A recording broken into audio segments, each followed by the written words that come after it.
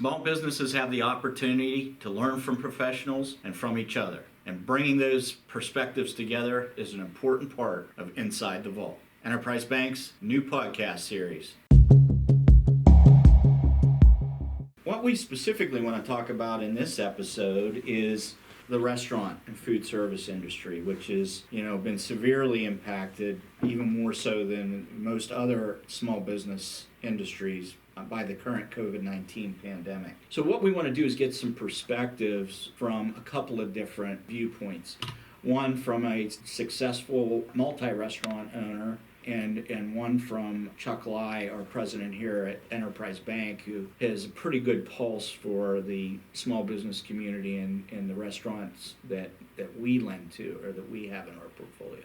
So we're sitting down today with Justin Severino, one of our longtime bank customers at this point, and the owner of two unique businesses in the restaurant food service segment, one being Morcilla, which is a tapas-style restaurant, sit-down primarily, and we'll talk about that, and the other being Salty Pork Bits, which is a charcuterie business that has kind of evolved into being pretty much an online business at this point because of some of the circumstances we're going to talk about today.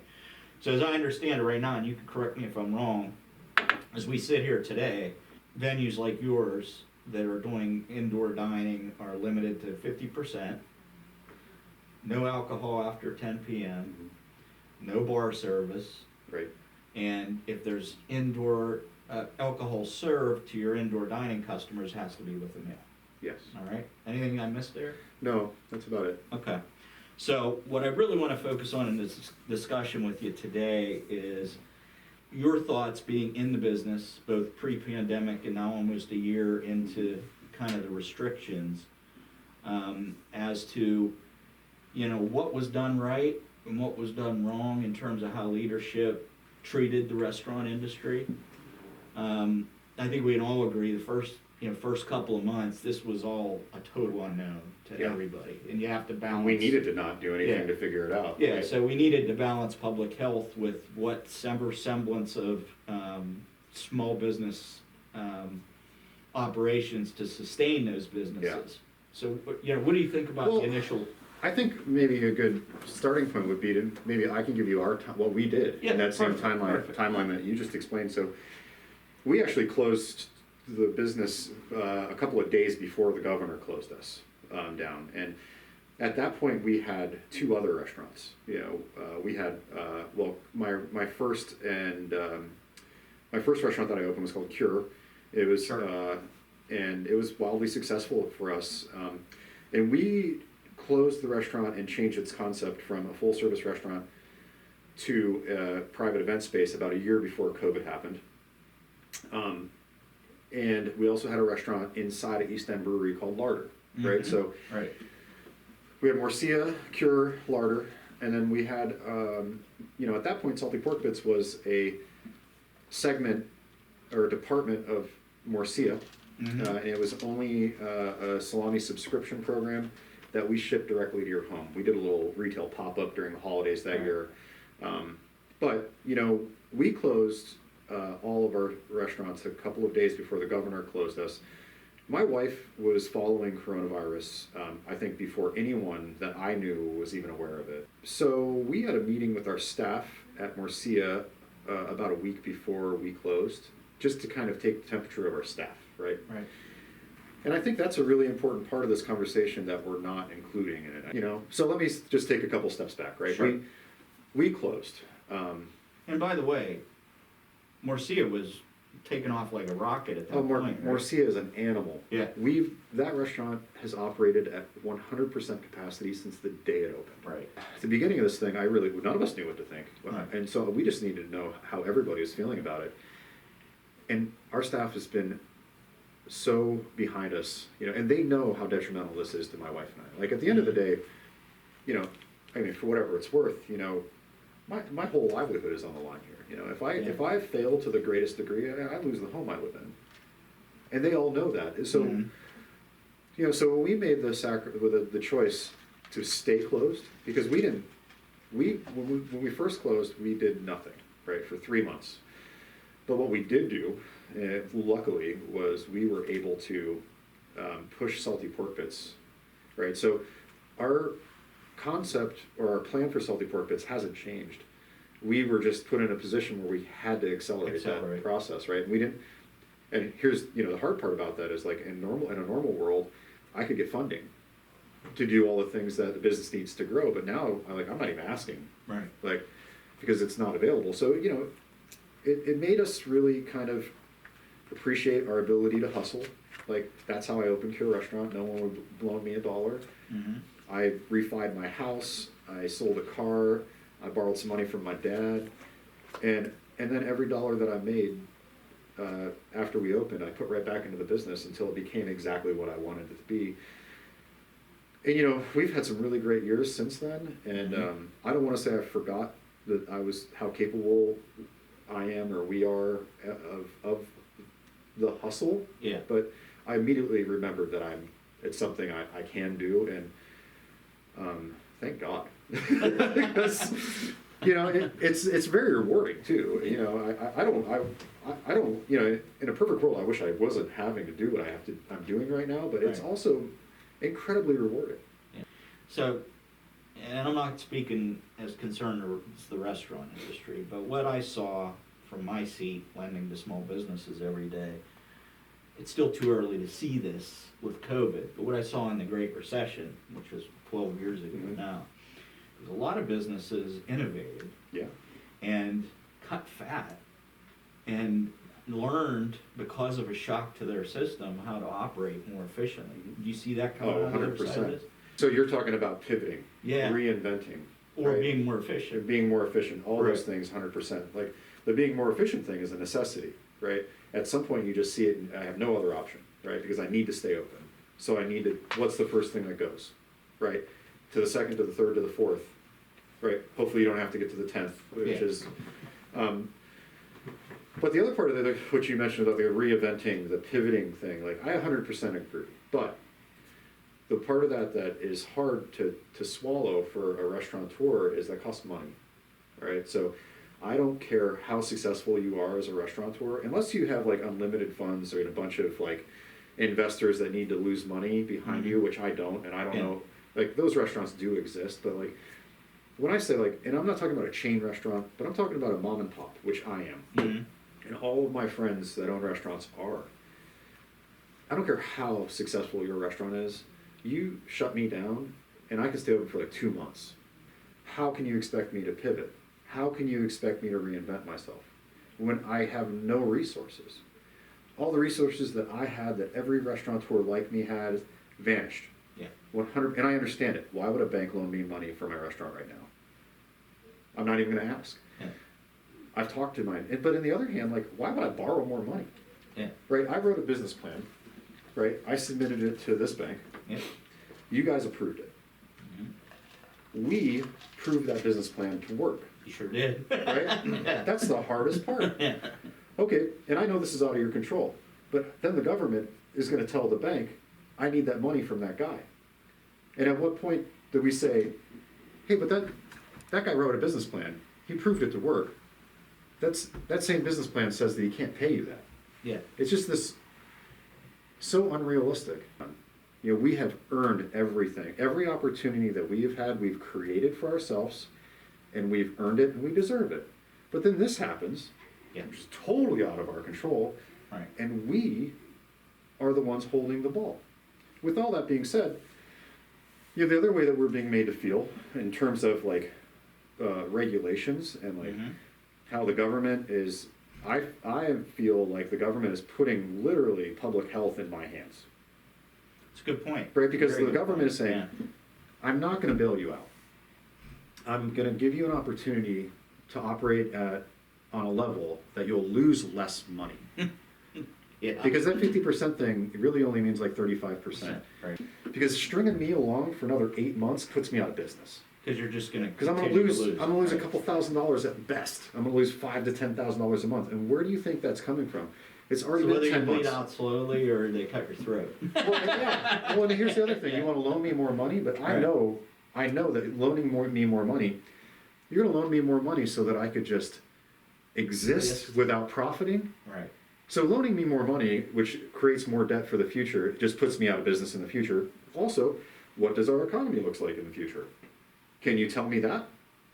I'm not confident that it's going to look great. Right. I What do mean, you think of PPP? You mentioned it once. Well, the first one was hard because I'm way more optimistic about this new PPP than I was the first PPP, right? Because realistically, the way that I felt about the first PPP was, this is just the government getting me to bail out unemployment, right? Yeah. They want me to pay my employee Keep the numbers of unemployment. so that they don't have to bail out unemployment. And I think, I don't think that's a burden that the small business person should have to take on. I mean, Because I'm guessing, you're either shut down, restricted, or just, obviously the fear in the marketplace is there. It's just paying people that really can't be productive in your business operation. Right. Yeah. I mean, in the first time around, like, we didn't do that. We kept everybody at home because we knew that they were making more money at home, and we thought that was the best thing for them. Right. And and here the crazy thing is for me, COVID happens to me. I have to close 2 businesses, right? And then I have this third restaurant that's losing money. Luckily, I have Salty Pork Bits that's making up for it a little bit. But I can't collect unemployment. I give myself a paycheck. I've been paying in unemployment my entire life. Right. I've never collected once. But then a pandemic happens and I get refused employment or unemployment. I get it, I'm a business owner, but I can't pay myself. Yeah. So for how long can I not pay myself? And I still haven't paid myself. Luckily we have great partners like Enterprise Bank that, I couldn't be happier with our relationship. You guys have made it so that we can still be in that space. Luckily, my mortgage company on my home has worked with me. Luckily, I've been able to defer my car payments. But where do you think my money is? How do you think I'm putting food on my table? If my only source of income is the restaurants that I own, tell me, government. Yeah. How am I supposed to pay a crazy amount of money for health insurance every month for my wife, myself, and my daughter? Where's that coming from? And those are the things that really start to eat away at me. Right. So the one thing I'm interested in your take on is,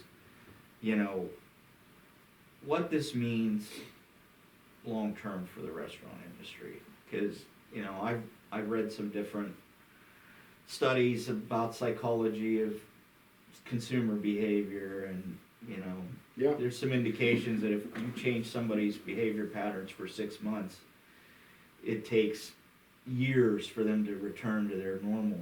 Well, I will use myself as an example in this, right? I open restaurants and run restaurants because I love restaurants. Previous to COVID, we were living in a world where I benefited from these people that didn't cook for themselves. We would see people sit at the bar and, a couple times a week. We knew what they wanted to eat. We knew what they wanted to drink. Before I let you go, Justin, greatly appreciate the insight today. Thank you. Can you let our listeners know how they can access Salty Pork Bits and what your current environment is and opening of Morcilla? Yeah, we are offering meal kits and takeout food at Morcilla Restaurant. You can order it all online, or you can call the restaurant. You can go to morcilla.com. I think you'll be pleased. We are very focused on that food that you take home being very functional for eating it at home. Salty Pork Bits, we have a pretty huge retail menu online. We do salami subscriptions. And then we also do curbside retail pickup on Fridays and Saturdays. So go to saltyporkbits.com and check that out. Well, now that we've heard from Justin Severino, an industry insider in the restaurant industry, as concerns his perspectives, being in the midst of these restrictions day to day, we also want to get that perspective that I mentioned previously from an individual who has a pretty good understanding of where the restaurants that our bank here at Enterprise works with on a regular basis, and that's Chuck Leyh, our president and CEO. So, Chuck, Welcome to the first episode of Inside the Vault. I'm glad to see that you dressed up for the occasion. Today, I'm supposed to be on my annual ski trip, which we canceled because of COVID. So I got my Breckenridge shirt on, and I'm supposed to be on vacation today. So this is as close as it's going to get. No suit and tie, huh? Well, as you know, we don't always do suit and tie anymore. People work hard here, and so in my mind, if you work hard, you should be comfortable when you're in that process. So if a suit and tie makes you feel comfortable, that's fine. And if blue jeans and a shirt makes you feel fine, that's okay too. And our customers like the casual approach, I think. Well, that's the way most people are anymore, other than the dry cleaners who wish everybody was still formal all the way around. So Chuck, what I'd really like to talk to you about today is, your opinion, based on interactions you've had with clients and others in the restaurant bar industry during this pandemic. Generically, I evaluate leadership based upon philosophy, and that ties into leadership can either be self-centered or leadership can have a team approach. Obviously, self-centered, you're thinking about yourself. Team approach, you're thinking about the other people that your decisions affect or your actions affect. In the context of how leadership reacted to the restaurant industry, early on in March and April, this pandemic, we were in uncharted territory. People didn't know the facts, there wasn't enough science, there was a lot of speculation, and so the decision to shut down was harsh, and it hurt some people, but there was a fear and there was a lack of knowledge, and so I don't think you can critique anybody for that, because they were trying to do what was best for everybody. Probably a necessary evil initially. Yeah. However, when you had the second flare-up and reactions in July, you had reactions after the holidays where you had shutdowns again, and those are the second, the third time. You can a good leadership looks back at the decisions made and evaluates what they've done and improves their decisions, their actions to get a better outcome. Mm-hmm. There was a complete lack of that taking place in the subsequent decision-making that took place. The decisions were very self-motivated, clearly. Good examples of that would be like in the December shutdown. You actually had the newspapers in Erie break a story that a shutdown was coming. And then as soon as that broke, leadership came in and said, no, we'll have an announcement at the end of the week. Don't listen to any of those things. Well, the truth of the matter, if you have empathy for the restaurant industry, you understand there's perishable here. So when they go out and buy inventory, it doesn't last for 3 weeks or 6 weeks if you shut down. It lasts for 2 or 3 days. If you have some advance notice, you don't expend all that money. Both wholesalers don't bring product in, and neither do the retailers. On the other hand, if you're told the day before you have to shut down that you shut down, you've already made those orders, you've wasted thousands of dollars, and you've made the harm that they go through double and triple. That's just self-centered actions. And you knew you were thinking about it, or that story wouldn't have leaked, yet you stopped it and you did what you did. It is a very selfish example of where people did not learn their lessons. And again, we always are in this country from a leadership perspective, especially in the state, we blame other people. You listen to the state blame the feds, and the feds blame the state. The truth is, neither one's thinking about the other one. In our state, it's atrocious the way we're putting out vaccines.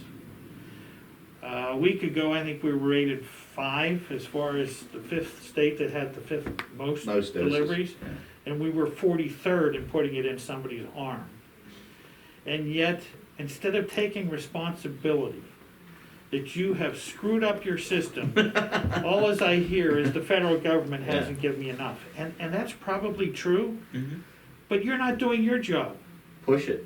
My Yeah. 90-year-old Yeah. mother cannot find a list to get a shot, and yet I'm seeing 30-year-olds get shots. This is just wrong. You don't blame somebody else for your own mistakes. You take responsibility, you learn from your mistakes, and you move on. Whether we're talking federal, state, Democrat, Republican, neither group leads right now in this tough time the way it's supposed to be, and they all should be ashamed of the way they've acted. Chuck, let's talk about those three little letters that have dominated our world in banking in the last 10, 11 months, PPP. Here we have businesses that are being shut down, and we formulated a plan to stand behind those businesses that we shut down as a government. That's impressive to me. That's something where people have put together a thought that they really come together as a team concept. In very and short work with order. one another. Yeah. Very little time, very little warning. So from my perspective, that's impressive as to what leadership did What in do the you context of that. What do you think about how the program was structured and how it was implemented? Well, obviously, it could have been implemented in a better way, but there was such short time and such short notice. I've heard a lot of people complain, and for good reasons, that there were challenges for us to work in that program and our clients to get revenue and help in that program.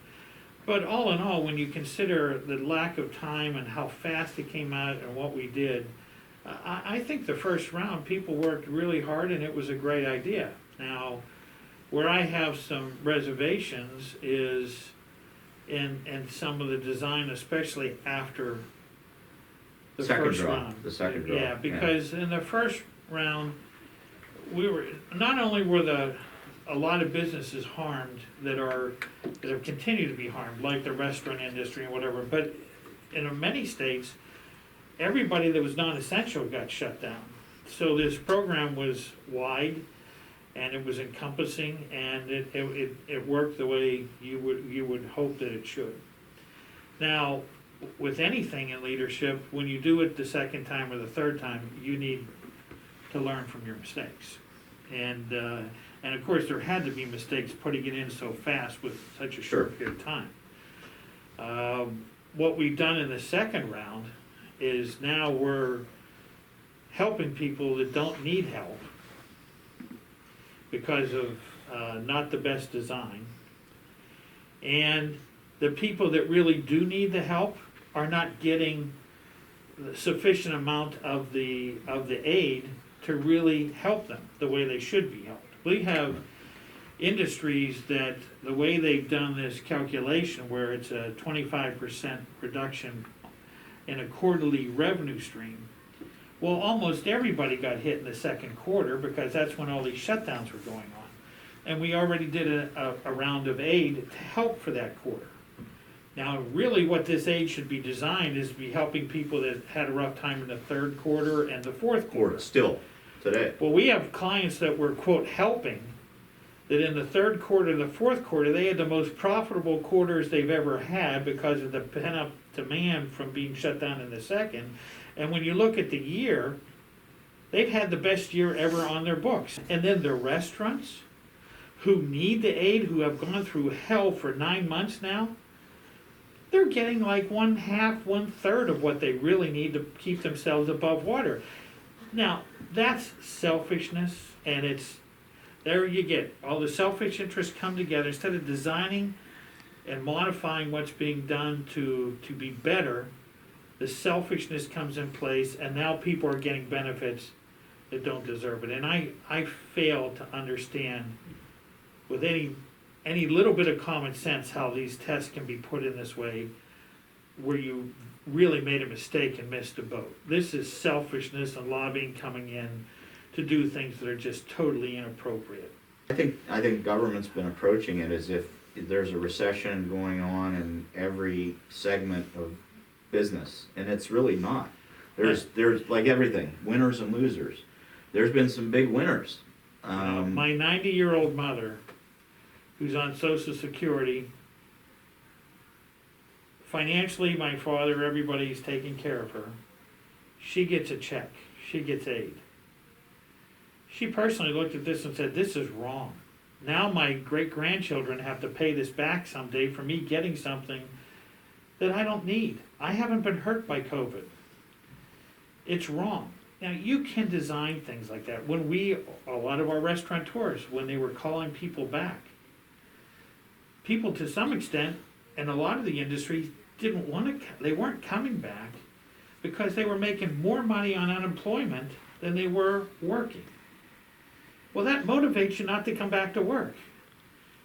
That doesn't make any common sense whatsoever unless you just think we can all stay at home, be socialist, and all get money for doing nothing. That just doesn't make any sense. You think it's buying votes? Well, absolutely, it's buying votes. And it's and when somebody comes here and says, well, it's a recession all across, and we need to get money out to have them jumpstart the recession. Well, then the savings rate, Yeah. the savings rate when we went into this was at 5%. When we were in the summertime, after the round of monies went out, it was at 30% or thereabouts. In a real recession, the savings rates don't go up because you're pulling the money out of your savings because you need to pay the bills and put food on the table. If it's going up, you know there's something wrong. That doesn't make any sense. This is buying votes, and you're playing on people's emotions to try to do this and justify doing it, and that's selfishness. And the winners that are getting And more money. someday, our kids or our grandchildren have to pay all this debt back. So we can be selfish today and play games. We are now going to leverage our future for our grandchildren. To me, that's atrocious. Don't give all this money out saying it's the CARES Act to take care of coronavirus. This is let's redistribute wealth. Be honest about what you're going to say. If that's the way you believe and that's the way the majority of Americans are, then that's the way it is. We're in a democracy. Just don't lie about what you're doing, because that's what's going on now. You people look at this and say, oh, I need to help these people, and there are people that need help, except you're not helping them 100%. You give them 6 months worth of help when they've had at least 9, if not longer, periods of hardship. And then people that don't need the help, you give them all tons of money. And what are they doing with it per your prior point? They're saving it. It's not helping the economy. And look at when they say, when I want to target who gets the money, do they target it as to who's hurt with COVID? No. They say, if you make more than $75,000, you don't need it. Well, honestly, really, what's that have to do with COVID? What's $75,000 have to do with COVID? And if the savings rates are going up, how can there be a recession across the board for everybody? This is wrong. And a lot of it is a mentality that's being created, in effect, by the way we report news and the way we report what's going on. People need to look at the whole fact pattern to draw conclusions, and there's too much manipulation of a piece of fact that supports your mindset versus looking at all the facts to draw a conclusion. It's like looking at a tree that's dying and saying the forest is unhealthy when you haven't looked at the whole forest and it's growing like crazy. Negative and fear sells newspapers and sells subscriptions. So let's be negative and fearful. Honesty and integrity, that went out the door a long time ago. As we conclude our first episode of Inside the Vault, I want to thank Chuck Leyh, President and CEO of Enterprise Bank, for his perspectives on the current pandemic, its effect on small business, and the impacts that leadership decisions have made, as well as the perspectives of Justin Severino, owner of Morcilla Restaurant and Salty Pork Bits, for his unique insight as a restaurant owner in the midst of a real shakeup in that industry due to the pandemic. We will continue on this topic with our next episode. Please take some time to subscribe to our podcast on all of your popular podcast and social media platforms. And again, any questions that you have or topics that you would like to see us cover in the future, you can email us at insidethevault@enterprisebankpgh.com. And as always, thank you for being a friend of the bank, and we look forward to more education in the future through Inside the Vault. Thank you.